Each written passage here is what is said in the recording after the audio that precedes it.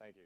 It's interesting up here. I see faces that I've been seeing at Influx all day, but there's these hot lamps that are like blinding me. So by the time this is over, I'll probably have had the worst cataract operation ever.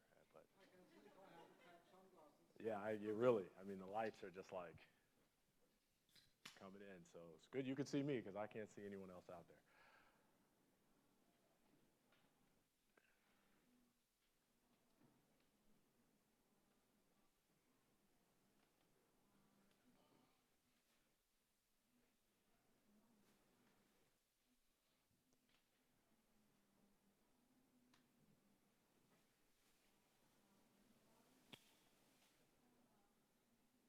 I'm checking. Are we okay to go? Or? Great. So no, I think we're okay to get started. So hey, welcome everybody to another great session here at InfluxData. My name is Craig Hobbs. I'm one of the solution architects here. And in this session, we're going to talk about enterprise architectural patterns. And you know, the great thing about talking about enterprise is I'm on our commercial team. So there's always so much great information shared for what we're doing with the community and kind of what we're doing with our open source. So this gives me a chance to kind of expand out into other use cases where our enterprise team can kind of reach out to you, see what you're working on, and really kind of learn from you, the community. I think it's always great.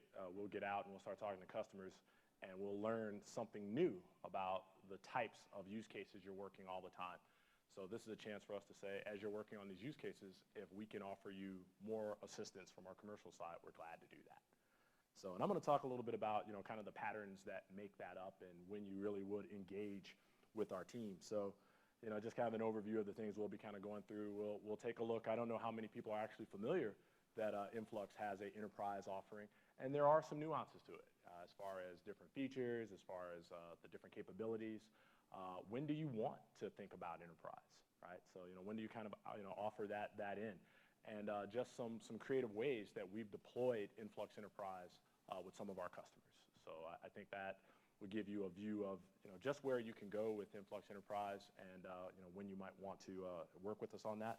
And then just kind of top that off with some general advice. So I'm one of those, I see the documents all the time, and then I start doing whatever I want, and then I go, wow, that was pretty weird. Then I'll actually come back to the documents. But what I want to do is give you some general advice to kind of walk away with.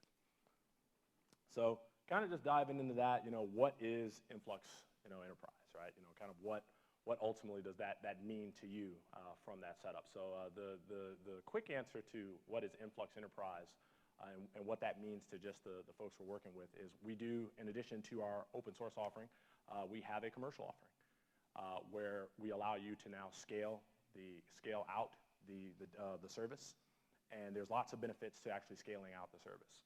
If you have a single node of our OSS, you've probably gone vertical on for that node with many resources, and we do scale vertically, but there are a lot of advantages to be gained by a scale-out approach with our enterprise. Our enterprise comes in two flavors.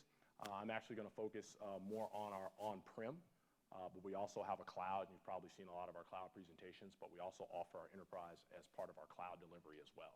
So, and all the goodness that comes on-prem also comes in our cloud.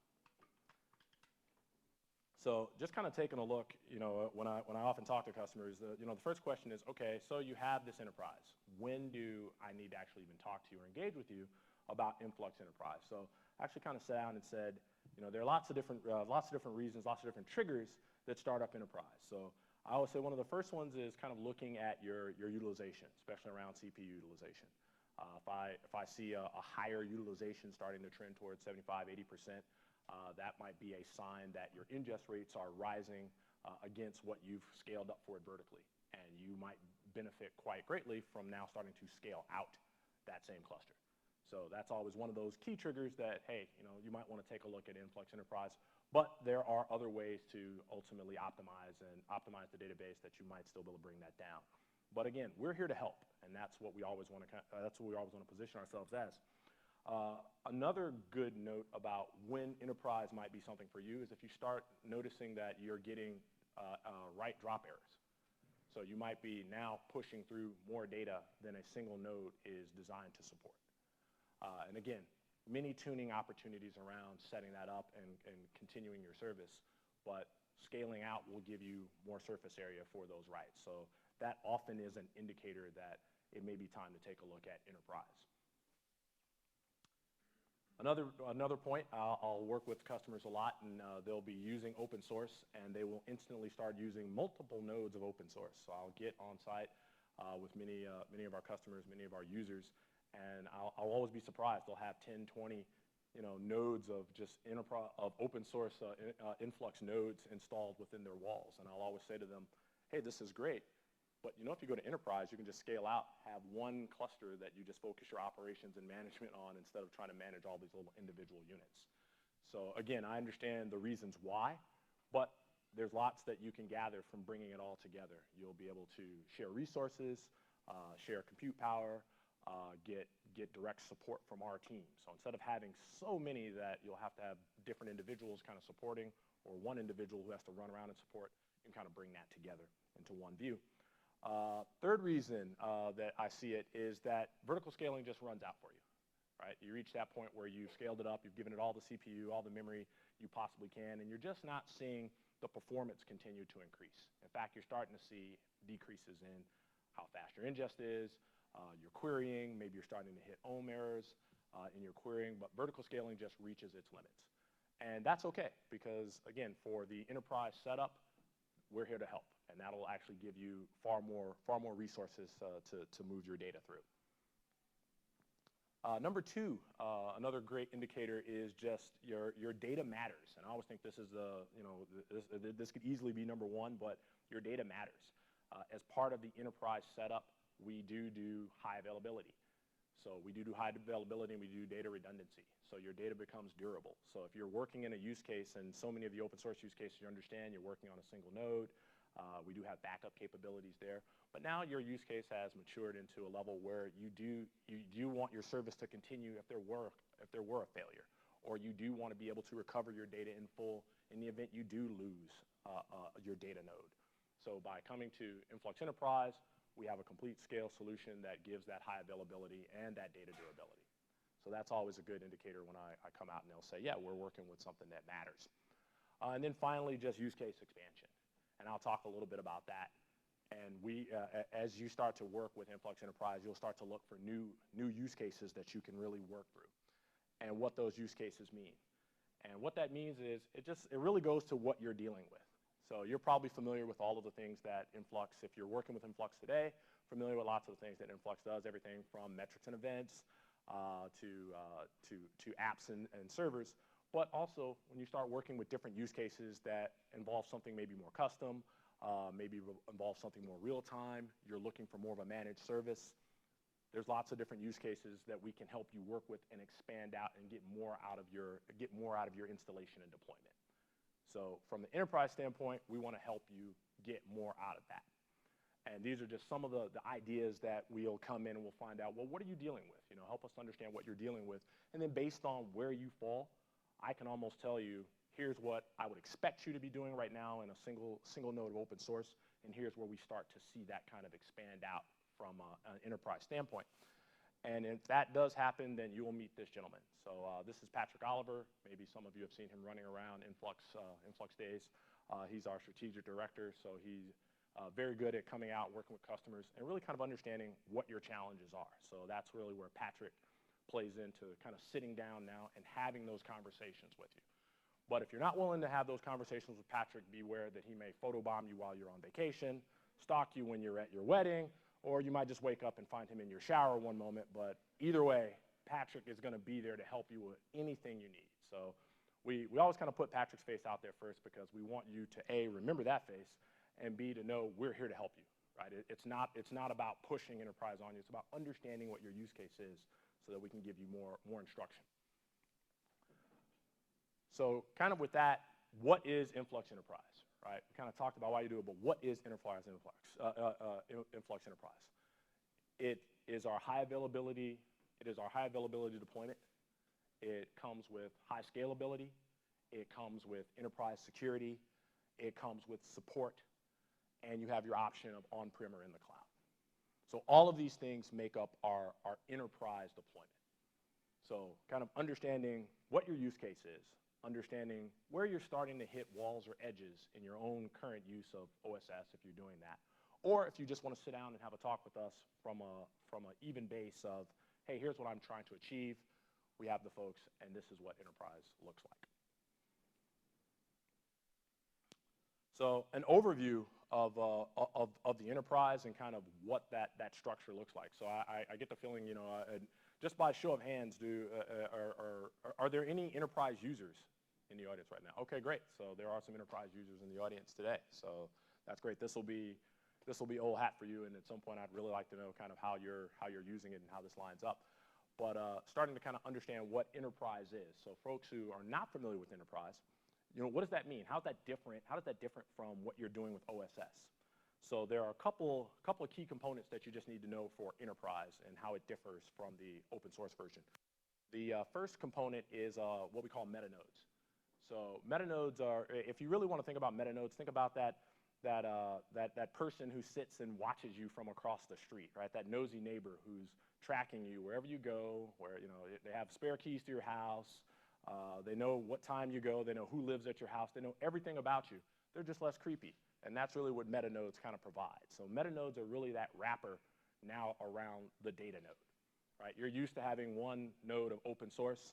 Now as you have multiple nodes, the metanodes represent that wrapper around the data nodes. So they'll maintain everything from security and users to understanding where your retention policies are, to understanding how each node that you'll add to this will communicate. So metanodes really provide that complete view of membership through all of the data nodes that will be associated with it. So this is probably a newer concept for folks who've never worked with our enterprise, but this is then added in. To the metanodes, we also have data nodes. So a data node is very similar to what you would see in a single node of open source. So now we're just saying that you can cluster these up.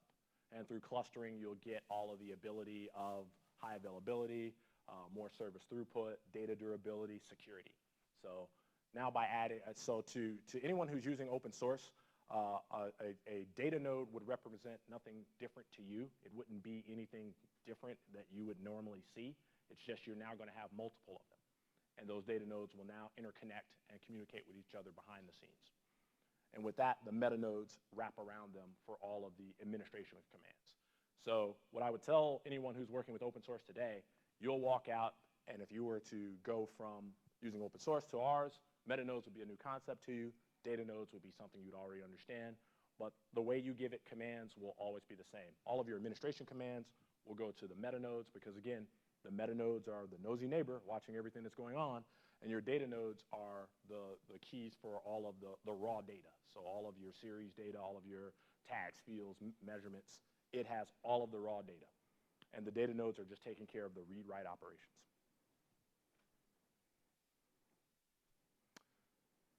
And this is a little bit of what a cluster then comes together to look like. So kind of a real basic clustering architecture. Those of you who are familiar with Telegraph, so you'll have Telegraph out there feeding it in. Now we'll add something to the front end like a load balancer. So what the load balancer will do is now spread your writes, spread your read request across the cluster. The cluster is interconnected in the back end, so the cluster is landing the data where it needs to land, transporting the data to different nodes kind of based on your replication factors. We'll talk a little bit about replication factor. In this case, if you had a replication factor of 2, your data lands on data node 1. The cluster will say, yes, I have it on data node 1, and it also needs to be on data node 3. All of that takes care of itself automatically, and that's really a lot of the power of Influx Enterprise. You'll now have data replication. You'll have all of the increased surface area for writing to 4 nodes as opposed to 1. You'll have increased query surface area for concurrency, all through the idea of just establishing a cluster. The metanodes then kind of function off on their own. You'll see I always have 3 metanodes there, and I probably should have spoke about this. I'll always have 3 metanodes. The metanodes themselves function in a quorum style. So by having a quorum of metanodes, they each get voting rights. So by having 3, the quorum will win on an operation. So 3 is more than enough. And these are the metanodes then at that point are usually very low-powered nodes. So this is a kind of a look at just some of the architecture that goes into it. So if you've already deployed open source, you'll know that you can scale the data nodes up. You'll get more throughput, more query performance with memory, with RAM, with CPU. But now the meta nodes become a real small offset of that. So those are usually low-powered machines, 1 core, 2 core. A lot of times they're just in virtual containers. They don't need to be anything very heavy at all. So they're meant to be some light footprint off to the side. They don't need speedy disk. They don't need a lot of storage. They're just handling the administrative operation and location of where everything is on your data nodes. So that's kind of a look at what the structure ultimately brings itself to and how that, and some of the new components that come into a cluster when you actually put a cluster together. Now I want to talk a little bit about the features of Enterprise. So the OSS itself is already so feature rich. It already has all the really cool things. I often get asked, well, if I go into Enterprise, am I going to get anything else new? And I'm always like, yeah, we really try to make the community edition as feature rich as possible. We really try not to hold back anything. That's not what we're about at Influx. We can put it in there for you. We're going to put it in there for you. There are certain things that just lend itself more to doing data nodes, to doing a cluster. And those features will range from everything from security to managing just the exchange of data. And it gets to the point so much, I'm talking to customers, it's a lot easier just to put up features that they'll respect. And you're not looking at features, you're actually looking at Canadian singer Drake perform to his song, and I think that's always more appropriate. I think he's more in line with our features. We're kind of like him, we don't know where it's going, but we'll just skip over to him to the next slide. And that's why when you see this next slide of all the features that kind of go into it, it can sometimes be mind-numbing. So that's why I'm like, oh, well, how can I bring these features to life for you? And I think the easiest way is to just say, there's more security there, although there's lots of security in the OSS version. Again, we're not holding back anything. But there are things to just make more sense, such as LDAP security, also fine-grained authorization. So the ability to now say, I'm going to secure my data at a level that allows me to restrict access based on a series combination. So maybe a combination of tags and fields that you want to say, now this user these users or this application view can see. And again, it gets to an idea that these make more sense in the world of folks who are doing enterprise. What I'll often see is that we'll secure data for multiple users, multi-tenant, to allow access. In the open source world, a lot of times it's just the users are granted access in general. But lots of deeper security features when you get into enterprise that you can take advantage of. Also, as an eventually consistent database, there are some other key features that kind of happen in the background. Again, nothing that you'd have to yourself be concerned with, but I always like calling them out. One is our hinted handoff queue. So what happens there is as points are written into a cluster, if you know the OSS version, it's coming into the cluster, it's going into the read-ahead log, and then it's ultimately going to disk. But now, because you are replicating that data around, it will go into something called the hinted handoff queue. So these are for the recently written points. And in the event that there is a form of latency or even a data node loss, the hinted handoff queue holds all those points until they can be such written to the other nodes. So again, it's more of a service that's just hidden from you in the background, but what it does provide for is that eventual consistency. So ultimately, we will get all of the data spread across the cluster. Also, anti-entropy, that service that just kind of really checks to see are all the nodes in sync, just kind of from time to time going out, doing a ping, saying, yes, you have all the data you need, yes, you have all the shards you need, yes, you look good, or no, you don't have everything you need. I think there's something off here. I'm going to try to do my best to sync everything up. So again, these are just services that really support the idea of eventual consistency that happen in the background. But different from what you would see at OSS because everything is just a single node. Backup and restore also becomes a little bit different in the world of enterprise. You can actually do incremental backup and restore. So this is something we use in our own internal delivery of the cloud service. In the OSS, you can just do a full backup of everything, but you can imagine now you're running a large enterprise, you're collecting a lot of data, you'll want to do incremental backups so that you can keep that in restore and keep that in sync at a shorter time period. So you do have the ability to do backup and restore, a backup and restore in incremental volumes. There's a couple different switches you can hit, everything from a binary backup and restore, which really makes the restore process really quickly, versus just a complete export. which is more human readable. So if you're one of those, you want to see all the lines you're collecting, all the data you're collecting, you can do what we call an export and see all of the lines. But I think the real key from it is that you can do it incrementally.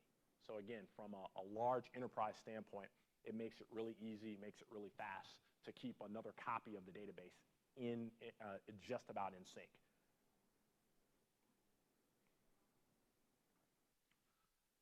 So what I want to talk a little bit about, and this is something that always interesting, and I do want to make sure we get questions at the end because I know there's some folks here that are doing enterprise. But when I look at the different patterns and options I see with we looked at why you would choose enterprise, why you might see flags for enterprise.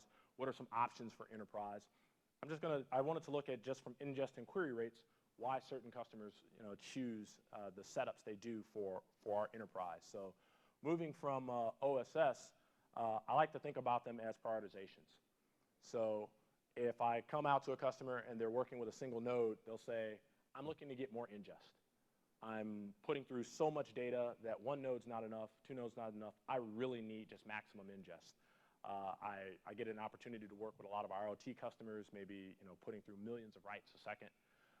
What I would, in that prioritization, suggesting that if ingest is the only thing that's really important to you, what you could do now is cluster.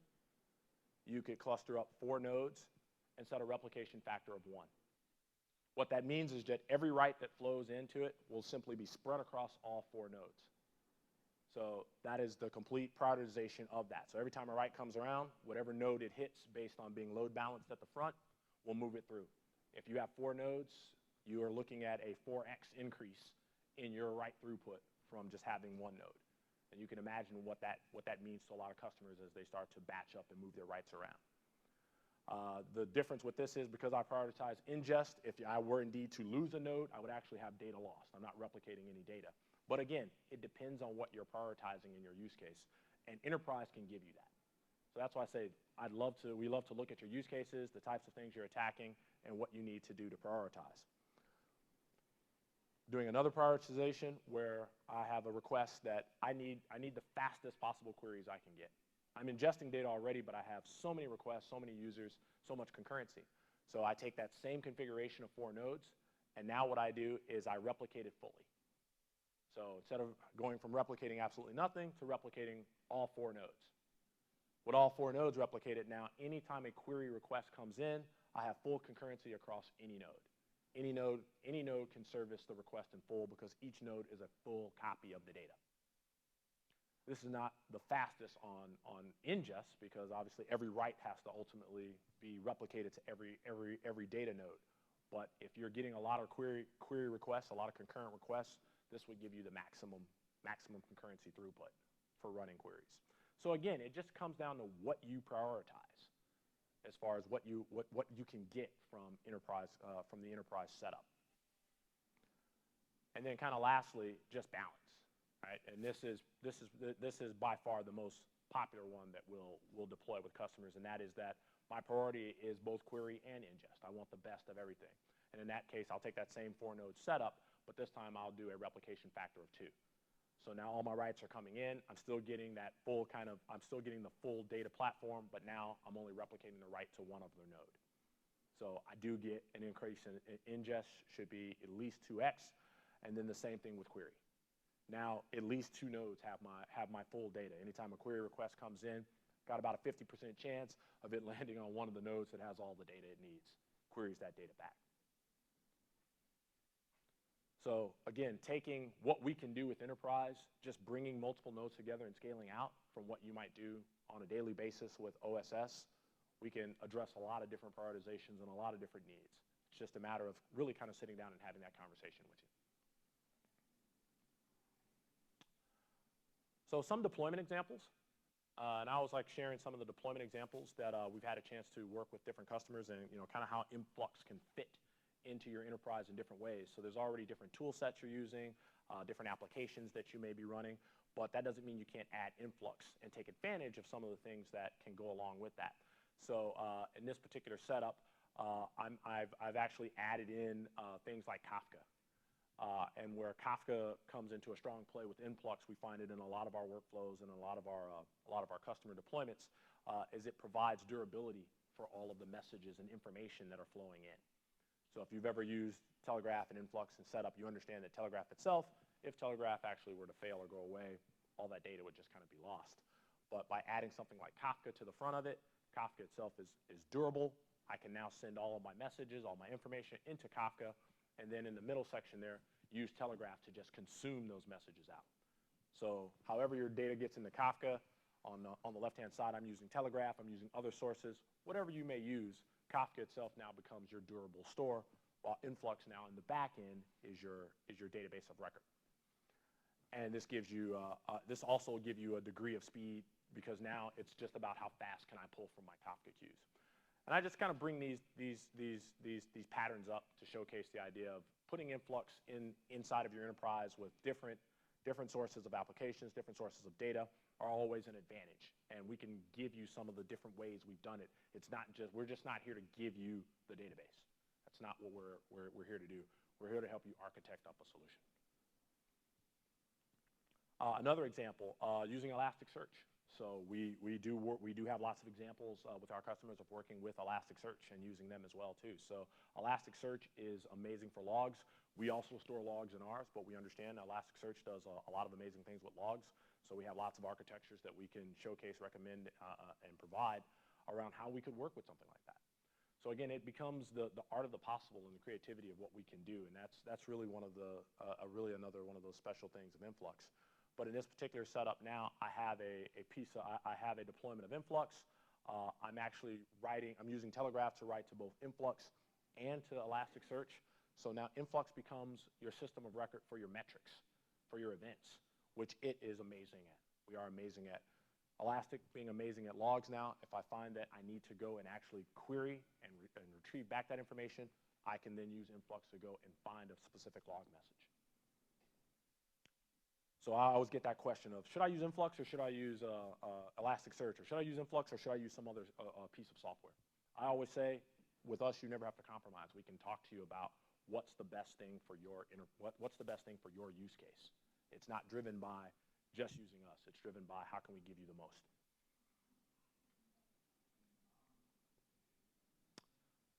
And then finally, kind of looking at some of the replication patterns that we see on the enterprise side. So replication patterns now being how are we gathering the data? How are we bringing it in? And what that really kind of relates to is the idea of, as you gather data from across your enterprise, wherever it's going, starting to use enterprise, there are different ways we can now help you kind of replicate your data and share it amongst your enterprise. One of the real popular replication patterns is to have data localized on-prem and then also maybe share it to the Influx cloud. So that might be wider user access, while there's a bit of a tighter user access on-prem. That type of pattern is very common, and it's something we see quite a lot of. But we do kind of think about replication of data and moving that data around in two forms. One is new data that's coming in, and then one is data that you aggregate on, that we take action on. And again, that's where Influx takes that action and replicates it for you. So just kind of taking a look at some of the patterns that we do. One is called the mothership pattern. I always love that name. It always seems to resonate when I walk in and sit down with people. I'm like, yeah, we're going to put together a mothership for you. And they think, oh, man, this is really great. But what it is just data replication. And in a mothership pattern, what that really looks like is that you have individual spokes, if you will, of Influx. These could be both enterprise or open source. You could literally just have open source, and now what you want to do is be able to roll that data up to a level of resolution where you can look across them. So this goes back even to the idea when I'll go out and there'll be sprawling patterns of multiple OSS nodes. I could say, what we could do to get you started is we could take all of your OSS nodes and roll them up into one cluster so that you can kind of look across if you want to keep that. But the key being that Influx itself will allow you to move that data around to take the most advantage of it. Having multiple sprawling clusters may be great, but bringing it all together gives you far more visibility. And now when I bring it together, I can put it together in a cluster so they can support and hold all of those individual Influx nodes. Another pattern that's really popular when we get to the enterprise level is just replicating the data. So we will sit and we will actually just say through Telegraph, we will actually split the writes of the data. So now instead of saying I just have my cluster and that's all I want, I'm sending all my data there, you may still have an open source node that you want to get so many writes. split the data. And then that way, operationally, you might be able to look at your data at that individual cluster level, individual node level, but still bring everything back to a cluster. And the reason we kind of bring this in is because there's always a little bit of a hesitancy of saying, hey, I'm not sure if I'm going to bring in a whole cluster. I've got all these individual nodes. How am I going to kind of bring this in without upsetting all of the great workflow and effort I've done? Just split the rights. Split the rights. You don't change anything. You can keep everything you've been doing before while bringing this in.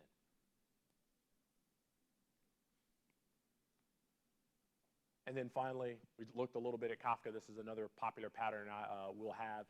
And this really gets to the idea of larger enterprises where we start to scale out, where we start to see that there's just so much massive data coming from everywhere. We'll go in and the enterprise will be, we just don't see how you could ever put all of our data into a cluster. Don't. We could put it in 2 clusters, kind of depending on how your volume is set up. And now I can just pull from Kafka and say, Influx, this cluster gets this data, this cluster gets this data. Each operational unit can now view the data the way they've designed. But all of this really just kind of leads to the idea that from a single Influx setup, there's ways for us to step by step help you work through getting more out of bringing your data into a single lens, helping you do more analytics with your data, all through adding the ability to now scale out, give you more surface area, more ability to query the data, and more ability to grow with the expansion of your use cases.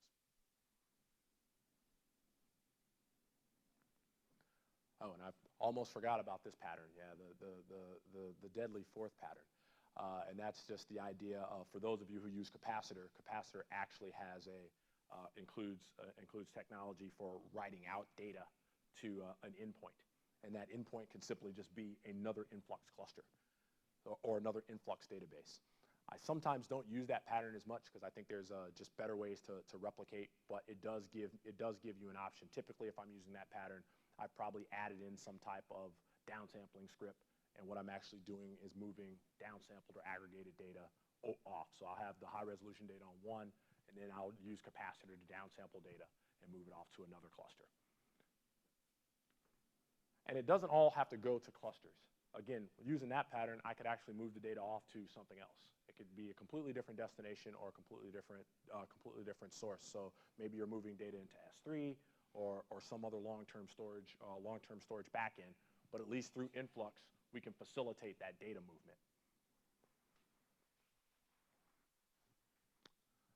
So just general advice, and I want to make sure that we just have some time, just kind of the general advice that we go through when we kind of talk to folks about Influx and the enterprise setup. And I do want to open it up and maybe see if some of the folks who are doing enterprise today are encountering any of these patterns or modules. But just kind of some of our general advice that we give folks as you're looking at whether you're doing enterprise. If I were to come in, I'd check and see if you're doing some of these key pieces. And these are things you can find online all the time. But if I try to think about our documentation that I'm never going to read, if I wanted to come in and say, hey, if you walk away with something, make sure you're looking at batching your writes. So often I'll get out to customers, their writes are so spread out, and they're like, yes, I'm ready for an enterprise. I'm like, no, if you just batch your writes up, you'll do a lot better. If you're using a single node to monitor your cluster, these are things you just want to be careful of, because actually monitoring your cluster with a single node, if that actually goes down, you're no longer in a durable state. Other kind of components here, and as I look at these, really good things to just kind of share, but the general advice I always like to say is that, hey, if you're working with OSS and you're looking for some way to get more out of your use case, or if your prioritization changes, give us a call. We're absolutely here to work with you, but we can always just give you some tips. So I'm going to stop right there because I do want to make sure that we get a chance to ask some questions. And again, I saw some hands go up for folks who are doing enterprise today, and it'd be really great to just kind of hear some of their, if we're willing to share some of their enterprise patterns of what they're doing. Please.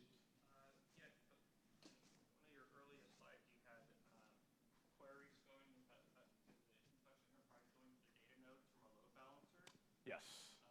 So what happens if it hits a node that doesn't have the data on it? If a query goes into a node that doesn't have the data it needs, yeah. That node will act as the what we call the initiator. And again, the meta nodes know where all of the shards and all of the data live. It will then go out, it will be pointed to the node it needs to go out to grab whatever data it still needs, bring it back, and service it there. It doesn't move it over, it queries it from whatever node does have the data. Returns the response, aggregates it on the node that initiated the response, and then returns it to the user. So there's nothing you need to know about, and that's really kind of the idea of the meta nodes. It knows where everything is. There's nothing you need to know from a query perspective to go, hey, I'm going to go query all 4 data nodes. You submit your query once to any one of the nodes in the cluster, and it will figure out where it is. Either it has all the data or where it needs to go to get the rest of it.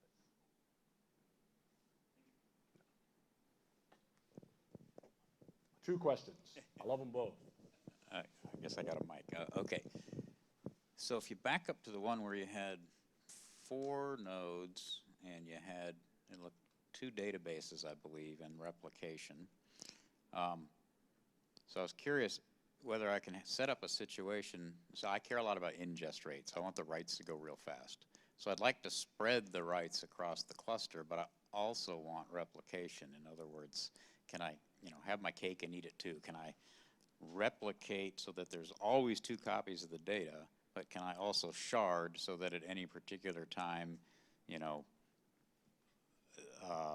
writes are spread across the volumes and the nodes? Yeah, so the short answer is yes. You can have your cake and eat it too. And that's where we get with more balance. And what I mean by balance now is I'll now have that replication factor where I'm sharding across, and in this case, I have A and A on two nodes and B on 2 nodes, so I'm sharding across them. But I do have, I have increased my ingest rate by 2 because I am now spread across 4 nodes. So the idea is that, yes, just by balancing out the number of nodes you have and then setting the replication factor to take advantage of that, you can have your cake and eat it too. So all this will just factor into how many nodes do we need to start with, and what will our what's our topology across them? Correct. Okay, thanks. Okay.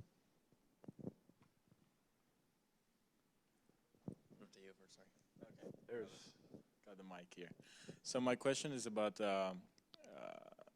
I saw you put Telegraph in front of the load balancers a lot. So what is the benefit of doing that instead of just hitting the load balancer directly? Is there any is it a best practice, or? I think I know where you were here. Not there. I think you were here. Are you talking about Telegraph in front of the load balancer here? Sure, this is one of the slides. Yeah, Yeah. the advantage of putting Telegraph in front of the load balancer. So ultimately, where you have Telegraph is the load balancer, and so yes, there is an advantage to that.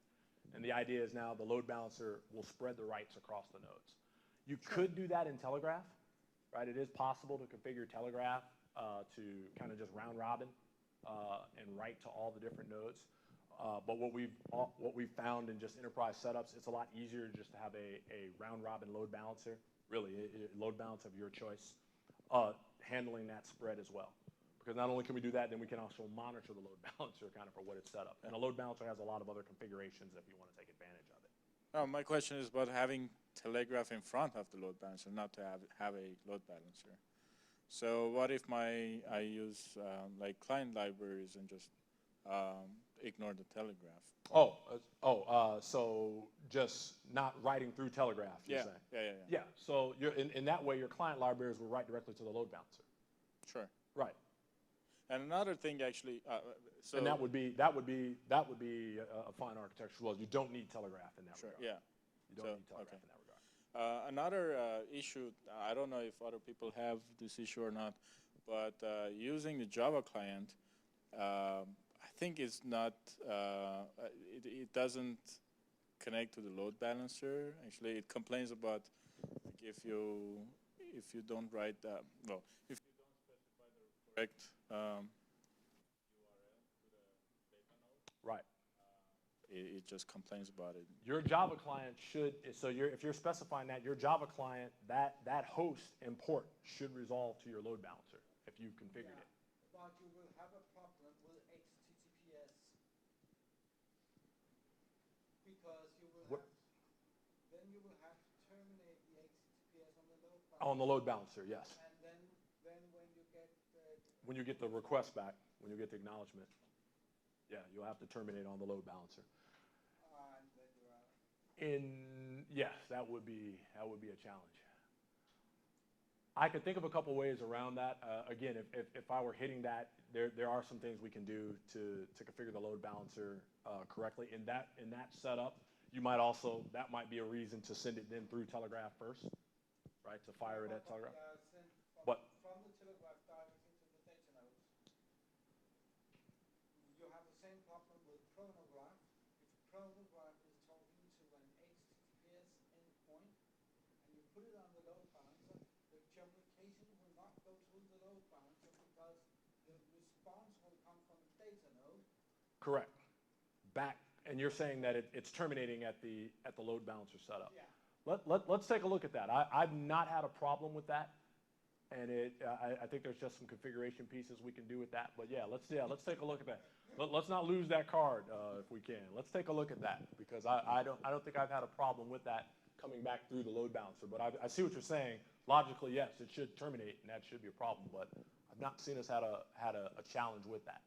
I cannot remember our exact configuration now, so I think that we have a problem both with chronograph and with our telegraph. Our telegraph reads from the Kafka and Okay. and ingest to the InfluxDB. data nodes, but I think they had to have all the data nodes in the configuration files. In the Telegraph configuration files, you mean? Okay. Okay. Yeah. And the chronograph can only have one. Yeah, the chronograph should only have one, Yeah. but chronograph will be configured to know that it's pointing to a cluster. So in that, it will actually But yeah. if the one server goes down, you don't have chronograph. Yeah, you could spin up multiple chronographs in that regard. You could spin up multiple chronographs. Understand? So that one I get around. But let's take a look at that. I know we had another question. So I don't know if this is appropriate for this, but for me, if I'm starting a new enterprise setup, and with Influx 2.0 coming in, Yeah. What is the recommendation, and how easy is going to be to migrate from a 1.7 to a 2.0? Yeah, really good question, and it's very timely right now. We're getting a lot of that with Influx 2.0 being our new flagship rollout. So the way we're doing it right now is it will be a complete upgrade for you. We're setting it up as more of a limo ride.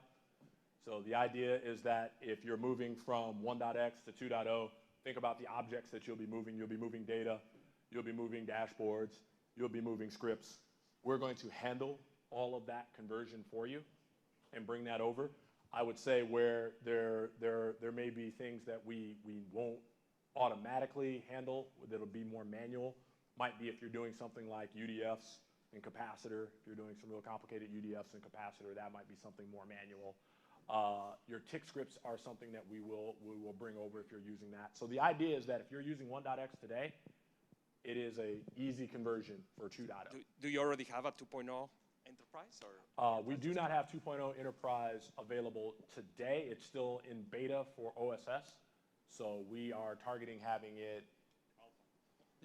Alpha. It's in alpha today. So we are targeting having it. And I got to be careful. And the hot lights are on me. So I got to be careful if I give a date here of when our 2.0 Enterprise will be available. Did anybody hear what Tim Hall said before I contradict him? Anybody hear what Evan Kaplan said before I contradict him? Okay. Yes, I can remember what they say, but let us hear your answer. Yeah, like I said, let me totally contradict them. And then is there a back door? Yeah. So what I believe we're targeting here is early first quarter of 2020. So early mid first quarter. I believe that's what we're targeting. But obviously, what's driving that, and I can tell you that, what's driving that is that we are always going to be open source committed first. So that's why the open source version is in alpha, and we have customers doing production workloads in the cloud so that we can give you the best performance and the best response time for all your workloads. Paul Dix is dedicated to the idea that we'll never put something out there that we can't give you time to awesome and improve your performance. So I would say that the target has always been first quarter, but I'll leave myself some wiggle room. No way to get kind of like an alpha version now so that you can, like I can start kind of, like I have time.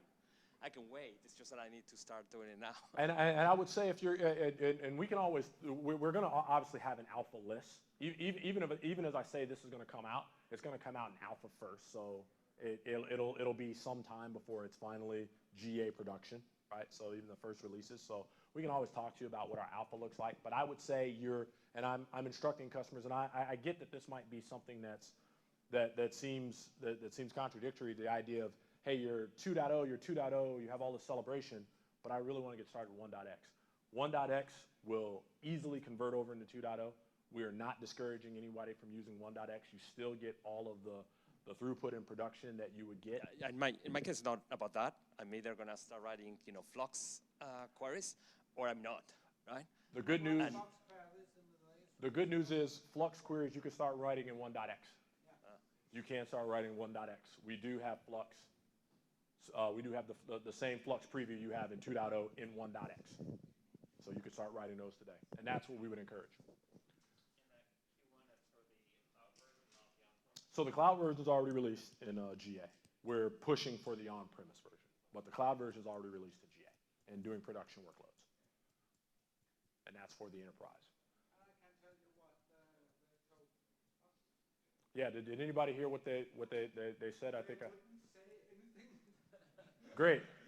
Can we rewind the last 2 minutes of this and completely delete it? Because if Evan Kaplan sees me giving that type of a guidance, he's going to kill me. Other questions? Any other comments? Like I said, I know we had some OSS, some enterprise users. Nope. Hey everyone, thank you so much for sticking around and coming out. We've had a good time. More great talks coming up. If you have some questions for me around enterprise, I will be hanging out. I'm going to grab some cards, but other than that, hope you're all having a good day. And let me just take everybody to the end here. Nope, I'm just closing with, I think that's it. That's it. There we go. Everybody live long and prosper.